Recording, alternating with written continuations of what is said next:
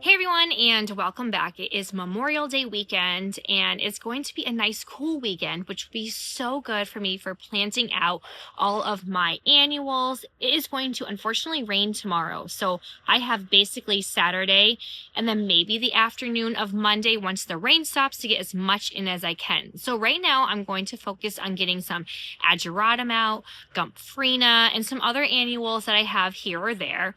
And then hopefully I'll do a separate video on getting my zinnias out. I have Celosia that also needs to get planted. And my mahogany splendor hibiscus is already probably 2 to 3 feet tall. Those need to get into the ground. And another reason why I want to get everything into the ground is because we're supposed to be getting a 1/2 inch of rain tomorrow. And I don't want them sitting in their cell trays. And hey, if you're new here, my name is Kristy. I am located in Western Massachusetts, Zone 6A. And I am heading into my 2nd year selling flowers at my roadside flower stand.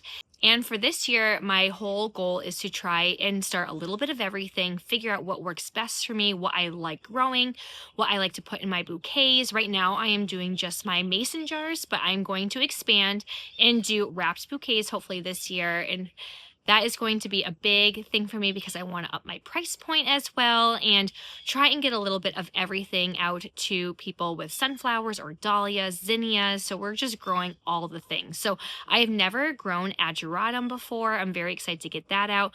I also have Dusty Miller over there. I have some coleus. I have mahogany splendor hibiscus, Gomphrena. I grew last year, but I didn't have too much success with that due to the fact that I think it just was not getting that much sun, and it got overcrowded by my dahlias because for whatever reason I planted them in between 2 dahlia patches and those just shot up. So the Gomphrena didn't grow as well as I was hoping for. So I have some trays right here. I'm just going to get them out. I'm probably going to be doing a lot of just time lapses because I have so much to do.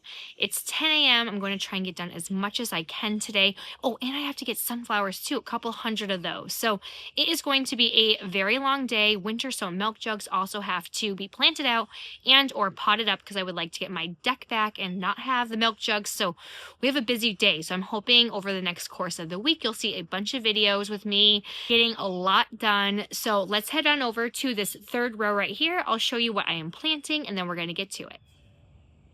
So this 3rd row has some Rebecca, some perennials right here, which I will dig up at the end of the year and move. But we have all my Rebecca, and then I have 2 trays of Ageratum, some Dusty Miller, and then Gomphrena. So I'm going to get that into my 3rd bed.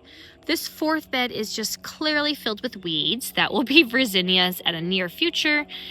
And I do have some space all the way down at the 2nd end, but it's netted. So I'm going to pick and choose what I put there. Maybe some extra dahlias would be great. So we are going to focus on this row, continue here, and work our way down. I'm going to start with the Ageratum first, and then this end of the bed gets the most sun, I would say. So I'm going to try and save that for my Gomphrena. This is my first time growing Ageratum. So I have a white, the blue, and then I also have a pink, but it's like a pinkish red. So I'm excited to get these in.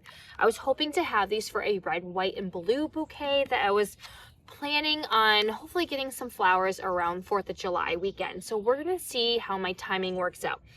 These were super lush and green. And unfortunately, we had a heat wave come in. So it was 90 degrees for 3 days in a row here in Massachusetts, where one day it was over 100. And I kind of forgot to water this section where they were holding place before I went to work that day. So they got a little bit dried out and scorched, but I am hoping they're going to rebound. We're back into the 70s, low 80s for the next couple of weeks, which is more like the temperature we have here in Massachusetts. Last year, I was wearing a winter coat until June 1st, so it was a lot cooler and windier.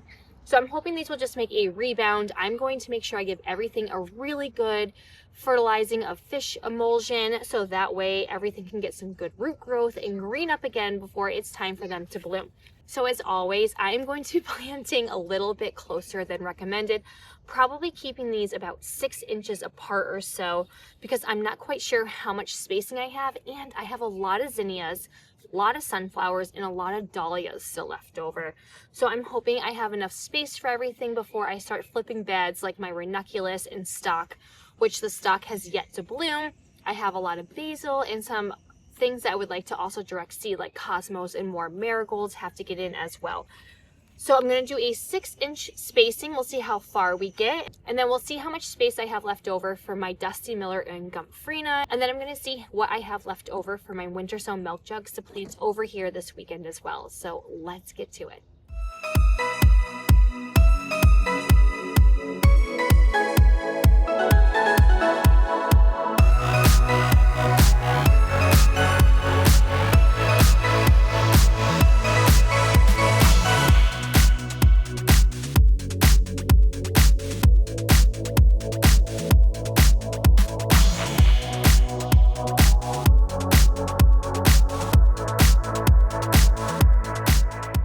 So up next I have Gomphrena, and I'm going to put my Dusty Miller over there. I forgot I have Sweet Annie, and then I completely forgot I have 4 trays of Celosia that I need to get in. And that doesn't even count some of the ones I have inside, still under grow lights right now, which I'm hoping to put over maybe where the snapdragons are once I flip that bed as well, or maybe where the stock is. They're still super small, so they won't be going out anytime soon. Here is my Gomphrena, which, to be honest, we started this super duper early because last year they were so small. I planted them out. I don't even think my Gomphrena was this big by the end of the year, especially up front where I had the Audrey series. So they're already starting to bloom. So I need to pinch them. But I have the sequin variety, the QIS carmine, and then we have the Audrey pink and white. The pink and white, I'm pretty sure gets taller than the sequin variety in the QIS carmine. I'm not quite sure. Things are a little bit on the scorched side. I think it's because what I did was I watered everything before I went to work around 4:35 a.m. and then it got super hot. They were supposed to be like half sun, half shade all day, but maybe they were still a little bit wet. So they got a little bit burnt on some of the leaves, but I'm really hoping they bounce back. Again, fish emulsion for everything this weekend. And then I also have 4 trays over here that I have of the Celosia. Those are also starting to bloom. I am going to pinch those as well, but I am keeping these at about an 8-inch spacing. Normally I would try and do like a 9, especially because they get so tall. So I'm just going to do like 1 inch a little bit smaller. I'm hoping I can fill the rest of this bed between the Gomphrena and the Celosia, but I have 4 trays of Celosia. Oh my gosh, and the bugs are just awful. Even with bug spray, not helping.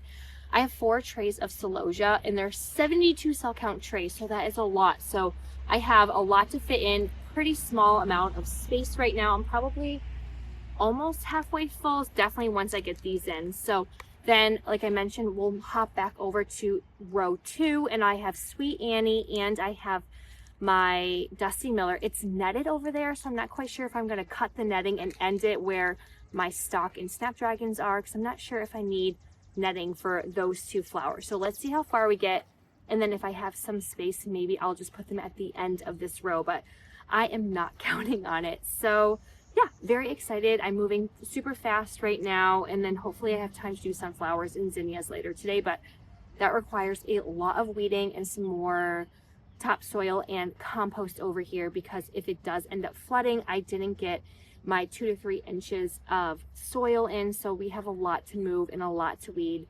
That might be a project for Monday, so we shall see. I also should mention I'm using my Hori Hori knife for all of my spacing. It goes up to 6 inches from the blade, and then it's probably another 4 or so from the handle. So that is how I am guiding all of my spacing. And I do my spacing from the stem to the stem. So that's how I usually figure out my 6 inches or 8 or 9 inches. So I'm probably going to do almost the full length of this for my Gomphrena, and then I'll probably go back a little bit tighter for the Celosia. We shall see. It just depends on how far I get on this bed. So yep, back to it.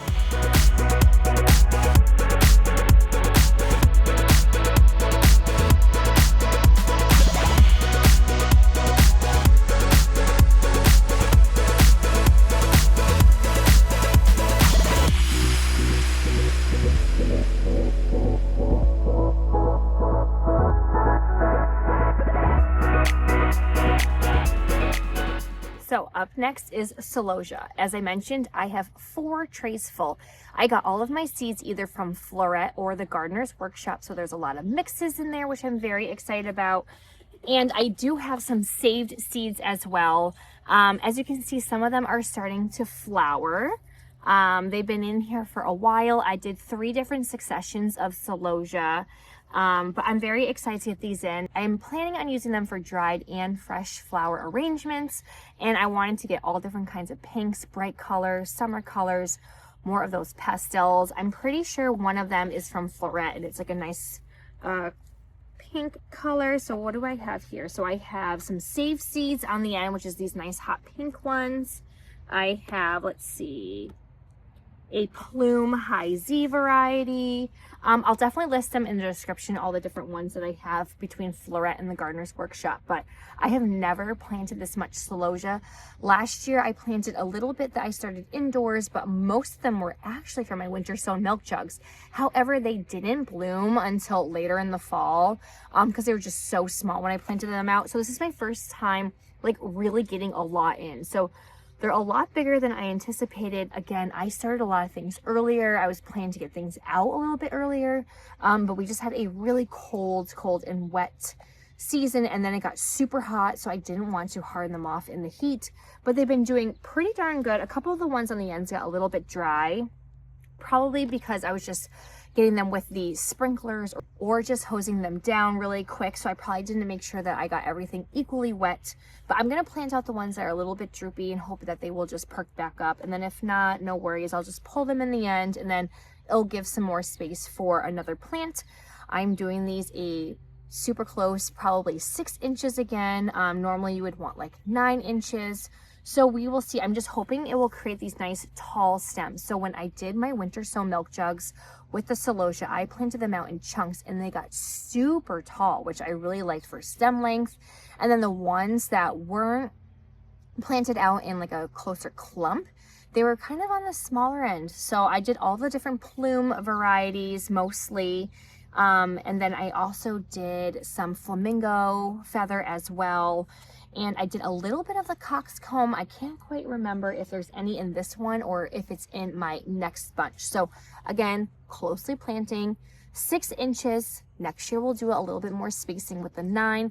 Let me know in the comments below what you plant your Celosia at and what you find works for you, if planting them closer together or further apart makes any difference in stem length, because I really want to ramp these up next year. Also want to try and make sure I save seeds, even though I know these will be cross-pollinated, but I would love to start saving seeds and saving money on purchasing seeds from all the different places. So I'm going to get these going. I'll take you along for a few of them in a time lapse, and then I'll show you what the final product looks like once I'm pretty sure this whole row is going to be finished.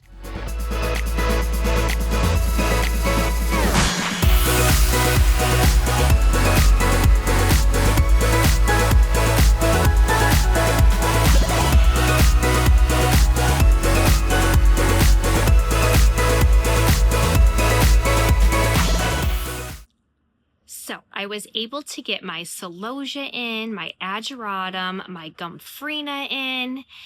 No Dusty Miller yet, no Sweet Annie, and I just keep getting alerts that rain is about to start. It was supposed to be dry today, so I'm like really nervous that it's going to be too wet for some of these flowers to be put in, but nonetheless, I need to get them in because this weekend is going to just be a washout and I can't have it wasted. A lot of this stuff just really needs to go in.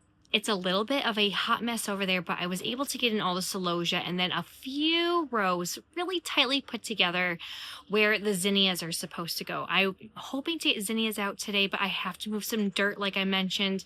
So I'm not quite sure how much I'm going to get done, but I'm pumped that I was able to get about 6.5 trays out. I'll take that as a win if it starts to rain earlier on, but as you can see, I made things a lot tighter than I was expecting to because I knew I was running out of space, but it's a good experience. I do have some at a much larger planting space compared to the shorter one, so I'm going to make note of what did better. And if you would like to stay updated and see all things happening here at my flower stand and in my backyard, make sure you hit like and subscribe and hit that bell button, and I will see you all next time. Happy gardening. Bye.